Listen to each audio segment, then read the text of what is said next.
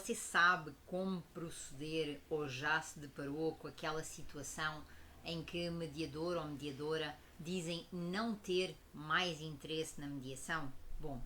aquilo que é necessário nós entendermos de uma vez por todas é que existem alguns princípios no processo de mediação e alguns dos quais eles dão resposta a esta situação e assim como a outras. Mas para aquilo que nos move aqui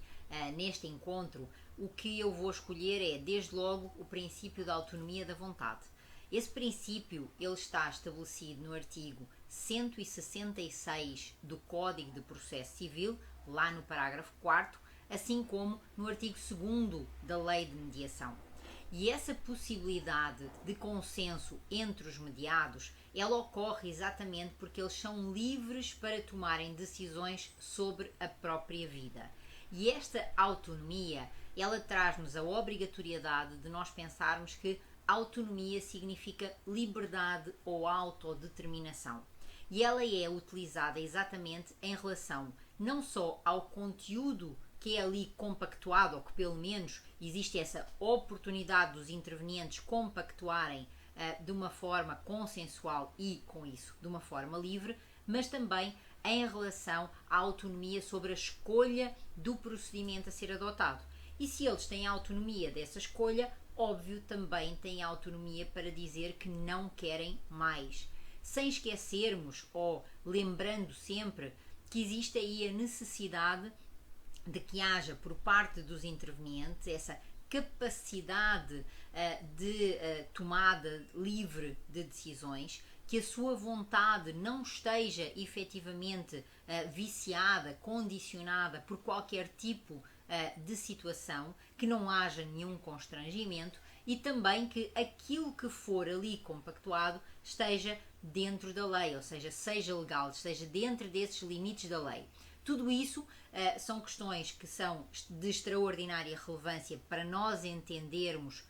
o que é que significa o mediado ter interesse ou se desinteressar de continuar no processo de mediação e por vezes surgem algumas dúvidas em relação ao que significa isso e até onde é que pode ir a intervenção do mediador.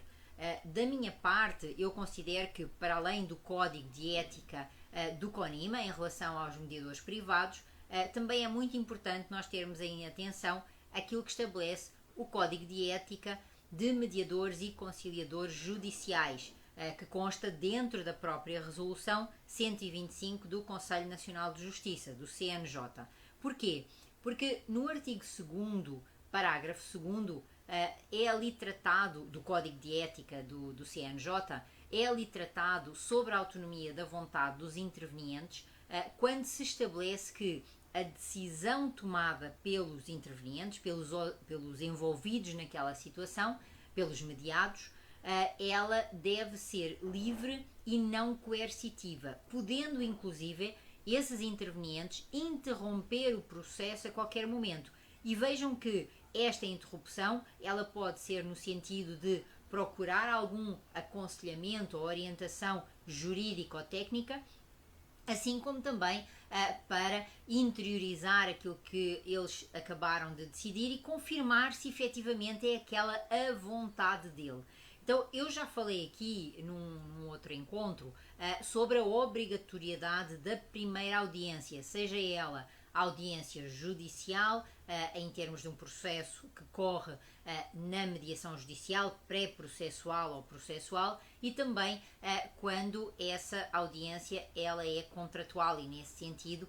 ela também consta como sendo uma audiência que pode ser judicial, privada, pode ser judicial pré-processual, processual, enfim, há todo um conjunto de situações. Mas o processo em si, o processo de mediação, ele é efetivamente voluntário. Essa é uma das características inerentes ao mesmo. E se nós pensarmos sobre aquilo que é a ratio legis, a razão de ser das normas jurídicas, porque é que o processo é voluntário? Porque se eu estou a oferecer àqueles intervenientes a possibilidade deles construírem uma solução consensual, eu não posso obrigá-los ao consenso. O consenso é algo que é livre, logo é algo que é voluntário. E é exatamente essa a justificação aquilo que está como fundamento para nós dizermos que a voluntariedade da participação na mediação, ela é essencial para garantir essa autonomia da vontade e também o protagonismo de todos os intervenientes quando estamos a falar da questão da resolução das suas divergências, dos seus conflitos, dos seus impasses. Porque, vejam, primeiro, os intervenientes não estão vinculados, se eles não estão vinculados a recorrer à mediação, porque eles não estabeleceram nenhuma cláusula contratual nesse sentido, eles tampouco são obrigados a realizar qualquer tipo de acordo. Eles têm efetivamente, deste ponto de vista, total controle sobre o procedimento e também sobre os resultados a serem obtidos. E por isso é que, mesmo que eles tenham colocado lá uma cláusula no contrato para irem inicialmente realizar um processo de mediação, imaginem, privado, numa determinada câmara ou através de um mediador privado ad hoc, isso não significa que eles se estão a comprometer em construir um resultado através deste processo. Aquilo que eles estão ali a comprometer é que eles têm de passar por essa etapa prévia obrigatoriamente. Mas o resultado que dele advier é, digamos assim, da vontade deles ou não. E também é muito interessante nós termos este cuidado de procurar na lei as respostas para as nossas dúvidas, porque, por exemplo, o próprio artigo 2º, no parágrafo 2º da lei de mediação, ele dispõe lá expressamente que ninguém será obrigado a permanecer na sessão se assim não quiser. E por conta disso, quando nós dizemos que se foi obtido acordo no processo de mediação, então isso significa que nós estamos ali perante uma situação de uma verdadeira vontade dos intervenientes em alcançarem um consenso e, certamente, como existe essa voluntariedade e essa disponibilidade, o resultado ele vai efetivamente ser cumprido, porque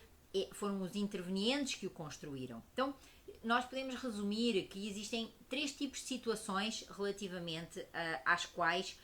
nós encontramos manifestações dos mediados dizerem se querem ou não ter interesse na continuidade dessa mediação. A primeira situação que nós muitas das vezes ainda encontramos são aqueles que não têm interesse,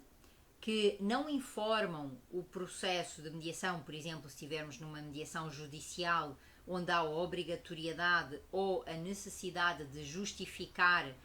o desinteresse, ou melhor, a falta de interesse no comparecimento, ou se estivermos a falar de uma questão contratual onde existe essa cláusula e também a obrigação de informar caso não se pretenda comparecer. E aquilo que é interessante, diria eu, é que quando nós falamos destas questões, ali no parágrafo 8º, se refere que o não comparecimento injustificado do autor ou do réu à audiência de conciliação, ele é considerado ato atentório à dignidade da justiça e, por isso, ele é sancionado com multa de até 2% da vantagem económica pretendida ou do valor da causa revertido em favor da União do Estado. Então, essa questão que consta do artigo 166 do Código de Processo Civil, ela é muito relevante de nós termos em consideração. Mas existe uma outra segunda situação que também pode acontecer, que é aquela circunstância em que se inicia o processo de mediação, os intervenientes comparecem, mas dentro daquilo que é a ocorrência e dentro daquilo que é o prosseguir do processo, iniciado esse processo, algum deles refere que não tem interesse em manter ou em continuar o processo de mediação. Primeiro, ele não tem que justificar porque é que ele deixou de ter interesse. Basta ele manifestar o seu desinteresse nessa continuidade. Aquilo que nós também precisamos de entender é que, tal como ocorre a possibilidade dos mediados ou dos advogados que os acompanham manifestarem esse desinteresse na continuação, também o mediador pode pôr fim ao processo, óbvio, com o necessário cuidado, para não constranger nem instigar que as divergências e os elementos do conflito aumentem e acentuem, muito pelo contrário, mas é importante também aqui dizer que o próprio mediador pode sim colocar fim ao processo de mediação sempre que ele verifica que ou o processo, os princípios não estão a ser respeitados, ou o ritmo do processo não está a ser cumprido por que os intervenientes não estão ainda prontos para aquela metodologia, para aquela proposta de trabalho das divergências e das oposições. E por fim, aí como terceira situação, dizer também que pode ocorrer então serem os próprios intervenientes que comparecem e eles não querem continuar. Aquilo que eu tenho a dizer em relação a esta situação é que se eles compareceram e eles não querem continuar, isso exige por parte dos mediadores entenderem com maior profundidade estes princípios da mediação que eu estou aqui a desenvolver com vocês, quer o princípio da autonomia da vontade, quer o princípio da própria voluntariedade, porque aí aquilo que nós vamos ter de fazer é de acolher essa manifestação e dar uma sequência, dar uma continuidade. E aí vem a resposta de como então eu devo proceder enquanto mediador ou mediadora na prática quando existe essa manifestação desse desinteresse. Bom, em primeiro lugar, primeira dica, respeitar a decisão que está a ser apresentada. Como é que essa decisão é respeitada? É acolhê-la e aceitá-la. Depois, num segundo momento, a segunda dica que eu diria era, dependendo do momento em que essa manifestação ocorre, isto é, dependendo do momento no decorrer do processo em que essa manifestação acontece, aí também a ação vai variar. Exemplo, se essa manifestação ela acontece logo na sessão inicial, naquela sessão informativa, naquela sessão de esclarecimento, naquela sessão que muitos de nós ainda fala como sendo a pré-mediação, aí aquilo que nós devemos de fazer é agradecer o tempo, agradecer a disponibilidade, referir que já que eles estão ali, se eles dariam a oportunidade de ser apresentado o processo de mediação, porque lá mais à frente as circunstâncias e os contextos podem se modificar e eles chegarem à conclusão que lá à frente então é mais adequado eles virem à mediação e nós estaremos de portas abertas para os acolher, mas também se pode dar o caso disso acontecer durante o processo de mediação. E aí, durante o processo de mediação em concreto, a forma como nós devemos de proceder, a minha dica fica para vocês, é dar ênfase a algo que foi construtivo, a algo que aconteceu de uma forma positiva e que eles de facto conseguiram enxergar, conseguiram identificar ou conseguiram até eventualmente resolver. E a partir daí, mais uma vez, respeitar a decisão tomada e reforçar que, caso algo mude, eles podem sempre voltar ao processo de mediação. E aqui, quer numa situação, quer noutra, lembrem-se sempre de explicar que o processo de mediação, sendo informal e também voluntário, ele de facto fica disponível para que, caso eles mudem de ideias, todos os intervenientes, sempre por unanimidade, eles podem retornar ao processo de mediação e com isso, efetivamente, desenvolvermos ali outro tipo de procedimento e outro tipo também de resultados. Bom, da minha parte, pessoalmente, eu já vivenciei todas essas situações e eu posso também vos assegurar e dizer com muita convicção que dependendo da situação, dependendo da ação também como nós enquanto mediadores realizamos e do que efetivamente estiver em causa, pode acontecer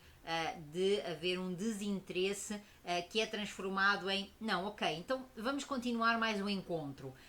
E isso já aconteceu. Agora, aquilo que de facto cumpre aqui a referir é que também pode deixar de haver mediação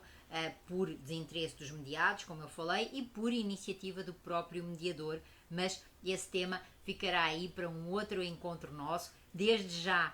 compartilhe aqui nos comentários o que é que a minha fala te despertou, quais as realidades que você já vivenciou, porque os seus comentários são muito importantes para mim. Clique aí 2 vezes se gostou desta minha partilha e coloque também não só os seus comentários, como partilhe com alguém este conteúdo, caso acha que ele é relevante para o efeito. Da minha parte, o meu muito obrigada pelo seu tempo e até ao nosso próximo encontro.